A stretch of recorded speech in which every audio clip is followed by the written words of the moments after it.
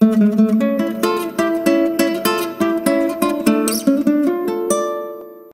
everyone, welcome you all at the MS tutorial. Hope you all doing good. In this video, I will explain the plasma arc machining working, its advantages, disadvantages, and I will also explain its application.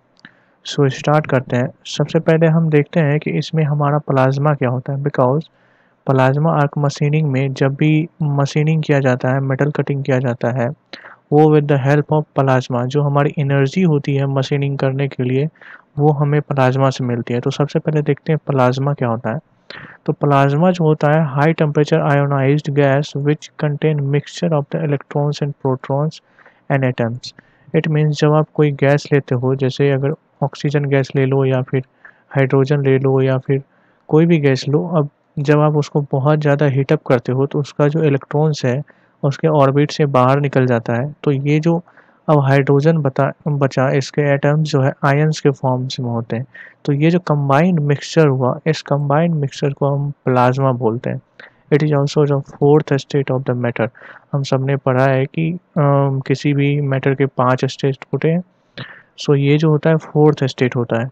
अब चूंकि plasma के पास ions होते हैं, electrons होते हैं, protons होते हैं, तो ये जो है इलेक्ट्रिकली कंडक्टर भी होता है. अब हम थोड़ा सा देखते हैं कि पहले प्लाज्मा बनता कैसे है किसी भी एटम्स का, और उसके बाद उससे हमें एनर्जी कैसे मिलती है और उस एनर्जी का यूज़ करके मशीनिंग कैसे होती है. जैसे मान लेते हैं हमने बहुत सारा एनर्जी दिया और एक इलेक्ट्रॉन्स बाहर निकला किसी ऑर्बिट से. ओके, और ये जब इलेक्ट्रॉन्स बाहर निकला तो ये बहुत ज़्यादा हाई काइनेटिक एनर्जी से बाहर निकला. अब ये इलेक्ट्रॉन क्या करेगा, दूसरे एटम्स पे, दूसरे मॉलिक्यूल्स पे अटैक करेगा, और जब ये अटैक करेगा तो हमारा जो मॉलिक्यूल्स है वो आयोनाइज्ड एटम्स के फॉर्म में ब्रेक हो जाएगा. जैसे ये oxygen O2 plus and O minus के O plus and O minus में कन्वर्ट हो गया. और उसके बाद चूँकि ये बहुत ही ज़्यादा अनस्टेबल स्टेट है इसका, तो ये दोनों आपस में कंबाइन होके फिर से अपने स्टेबल स्टेट में जाना चाहेंगे. तो जैसे ही ये कंबाइन करेंगे तो ये जो कंप्लीट प्रोसेस होगा ये एक एक्सोथर्मिक रिएक्शन होता है, इसका combination to getting the more stable. तो यहाँ पे आप देख सकते हो कि जैसे ही ये कंबाइन होते हैं आपस में फिर से, तो इसमें बहुत ही ज़्यादा हाई हाई एनर्जी रिलीज होती है. ऑलमोस्ट यहाँ पे जो एनर्जी होती है वो 11,000 डिग्री सेल्सियस से लेके 18,000 डिग्री सेल्सियस होता है. तो जब इतनी एनर्जी यूज होते हैं तो उस एनर्जी का यूज करके हम मेटल का जो है मेल्टिंग कराते हैं, और फिर उसके बाद ब्लास्टिंग होता है. बहुत सारे जगह पे आपने देखा होगा जो मैकेनिज्म होता है, मेल्ट करता है उसके बाद वेपोराइजेशन होता है, बट यहाँ पे एनर्जी इतनी ज़्यादा होती है कि मेल्ट होता है और उसके बाद ब्लास्ट होता है. तो ये होता है mechanism in the case of the plasma machining. अब मैं ये एक्सप्लेन करता हूँ कि इसमें कंपोनेंट्स क्या क्या होते हैं और इसमें जो मशीनिंग होता है उसका वर्किंग क्या होता है. जैसे ये मैंने यहाँ पे एक फिगर बनाया हुआ है. सबसे पहले देखते हैं ये जो है कंप्लीट हमारा चैम्बर है प्लाज्मा आर्क मशीनिंग के लिए. और ये हमारा इलेक्ट्रोड है जो कि टंगस्टन का बना होता है. ये टंगस्टन मैंने लिखा हुआ है. और ये हमारा वर्क पीस है जिसका हम मशीनिंग करना चाहते हैं. तो प्लाज्मा आर्क मशीनिंग में जो है सबसे पहले डीसी सोर्स का यूज होता है, जिसमें हमारा इलेक्ट्रोड जो है वो इलेक्ट्रोड कैथोड होता है. ओके, और वर्कपीस जो है वो एनोड होता है. सॉरी, यहाँ पे एक चीज़ ध्यान देना कि ये वर्कपीस एनोड नहीं होता है. बाकी सब मशीनिंग में हमने देखा कि वर्कपीस को कनेक्ट करते हैं, बट यहाँ पे वर्कपीस नहीं होता है कनेक्ट. यहाँ पे एनोड जो होता है वो हमारा नोजल लगा रहता है. अब मैं ये बताता हूँ कि नोजल क्या होता है. सबसे पहले इसके जो कंपोनेंट देख लेते हैं. इसका ये चैम्बर होगा, ये हमारा इलेक्ट्रोड हो गया, और ये यहाँ से हम कोई भी गैस हम यहाँ से इनपुट करते हैं इस चैम्बर में. अब ये गैस कोई भी हो सकता है, hydrogen, nitrogen, oxygen, it may be the anything. और ये गैस यहाँ पे जाके इस इलेक्ट्रोड से जो है इलेक्ट्रिकल हीट एनर्जी निकलता है, और ये इस गैस को आयोनाइज करते हैं. ओके, और आयोनाइज्ड करके ये सारा जो ये नोजल का जो शेप आप देख रहे हो, इस नोजल के शेप के वजह से ये सारा इधर अटैक करता है, इस एरिया में अटैक करता है. और चूँकि कंटिन्यूस फ्लो होता है तो ये सडनली है कि जहाँ पे इन्हें पास मिलेगा या उधर मूव करेंगे. तो ये यहाँ से आते आते आयन बनते हैं, प्लाज्मा बनते हैं, और प्लाज्मा बन के यहाँ पे आ जाते हैं.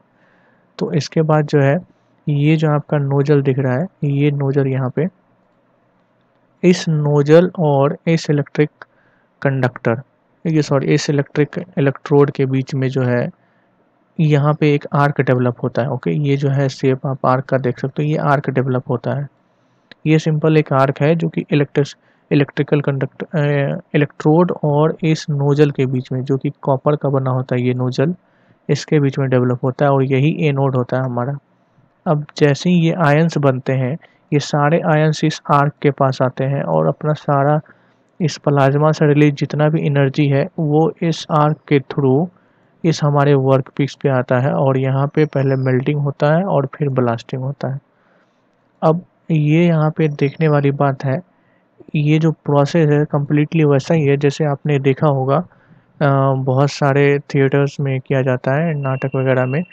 आग लगा के एक कोई पर्सन होता है, आग लगाता है और जब वो मुंह से केरोसिन फेंकता है तो आग बहुत ज़्यादा तेज हो जाता है। तो ये कंप्लीट वैसा ही लॉजिक है, ये आर्क बना रहता है और उस आर्क में जो है ये कंप्लीट हमारा जो प्लाज्मा है, ये कंप्लीट प्लाज्मा उस आर्क के ऊपर और ज़्यादा अपना एनर्जी देता है। तो जिसके वजह से इस कंप्लीट आर्क की एनर्जी इतनी ज़्यादा हाई हो जाती है कि जो भी वर्क पीस के ऊपर ये पड़ता है वहाँ पे मशीन आउट हो जाता है। तो ये कंप्लीट वर्किंग था हमारे प्लाज्मा आर्क मशीनिंग का। अब हम देखते हैं कि इसमें जो भी हमारा इसका वर्किंग प्रिंसिपल है, ये मैंने वही ये सारा वर्किंग प्रिंसिपल यहाँ पे लिखा हुआ है, एक बार रीड आउट कर देता हूँ। सबसे पहले डीसी सोर्स ऑन करते हैं, गिवन टू द सर्किट, और हमारे नोजल और इलेक्ट्रोड के बीच में आर्क डेवलप होता है। सबसे पहले डीसी सोर्स ऑन करते हैं, आर्क डेवलप होता है नोजल और इलेक्ट्रोड के बीच में, और उसके बाद गैस हम प्रोवाइड करते हैं चैम्बर से, और जैसे ही गैस प्रोवाइड करते हैं तो अंदर में जो इलेक्ट्रिकल कॉइल लगा हुआ है उससे हीटअप होता है और फिर गैस जो है आयोनाइज्ड हो जाता है, और वो gas ionise and the large amount of the thermal energy release, gas ionise होता है, प्लाज्मा बनता है और वहाँ पे बहुत सारा थर्मल एनर्जी रिलीज होता है, और वो सारा जो है high velocity and the high temperature ionised gas directed on the work piece. जितना भी मैंने यहाँ पे बताया कि ये सारे आयोनाइज्ड प्लाज्मा जो है इस वर्क पीस पे डायरेक्टेड, इस सारे वर्क पीस, इसका यहाँ पे अंदर में शेप ऐसा बनाया जाता है कि सारा प्लाज्मा इस वर्क पीस के ऊपर हिटअप करता है। तो बस जैसे ही प्लाज्मा आता है तो वो क्या होता है, मेल्टिंग स्टार्ट हो जाते हैं हमारा मटेरियल का, और उसके बाद वहाँ से मशीनिंग हो जाता है। तो ये कंप्लीट इसका वर्किंग था।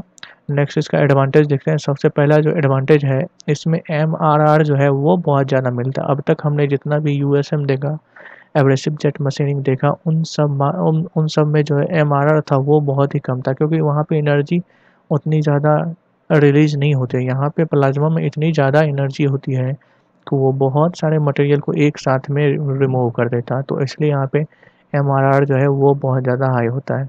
नेक्स्ट नेक्स्ट तो ये जो इसका एडवांटेज है, ये जो है किसी भी टाइप के मटेरियल का कट कर सकता है। मैटर नहीं करता है कि वो इलेक्ट्रिकल कंडक्टिव है या नहीं है, हार्ड है या कितना हार्ड है, या फिर कोई टंगस्टन है या सिरामिक है, सभी मटेरियल को ये जो है मशीन आउट कर सकता है। बिकॉज इसमें जो टेम्परेचर ये होता है वो 11,000 से लेके 18,000 डिग्री सेल्सियस तक डेवलप होता है। Machining time is very less. अब चूंकि इतना ज़्यादा एनर्जी रिलीज होता है तो डेफिनेटली यहाँ पे मशीनिंग टाइम बहुत ही।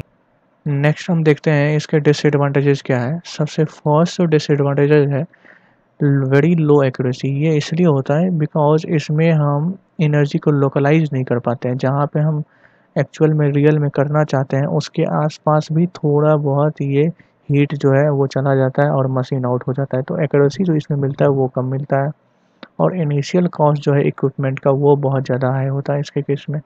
बिकॉज प्लाज्मा बनाने के लिए डेफिनेटली हमें जो चाहिए वो डिवाइस थोड़े महंगे आते हैं, तो यहाँ पे इनिशियल कॉस्ट जो है वो हाई हो जाता है। नेक्स्ट है, may change the property of the work piece material. Similarly आप जहाँ पे मशीनिंग करना चाहते हो वो तो ठीक बात है, बट आसपास में हाई एनर्जी के कारण जो है थोड़ा सा हीट चला जाता है, और आसपास में हीट जाने के कारण हो सकता है कि ये मटेरियल का प्रॉपर्टी जो है आसपास में, अगर ये डक्टाइल है तो ब्रिटल बन जाए, या फिर ब्रिटल है तो डक्टाइल बन जाए, तो ये प्रॉपर्टी चेंज हो सकता है। नेक्स्ट है जो इसमें नीड सेफ्टी मेजर।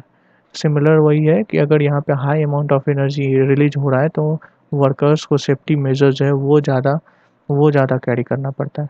और नेक्स्ट इसका एप्लीकेशंस देख लेते हैं। वैसे तो इसमें हम सारे टाइप के मटेरियल का मशीन आउट कर सकते हैं, बट स्पेसिफिकली जो है ये स्टेनलेस स्टील को मशीनिंग करने के लिए यूज किया जाता है ये। और कुछ एनआई, निकेल एलओआई और प्रोफाइल कटिंग लाइक जैसे गियर है, गियर का प्रोफाइल बनाना हो गया, उसी तरह बहुत सारे मैकेनिकल डिवाइस है जिसमें प्रोफाइल बनाने की ज़रूरत पड़ती है, तो वहाँ पे इसका यूज करते हैं। तो होप ये टॉपिक आपको क्लियर हुआ होगा। And if you like it then please click on the like and also share with your friends, and for more such video please subscribe the MS tutorial. Thank you so much.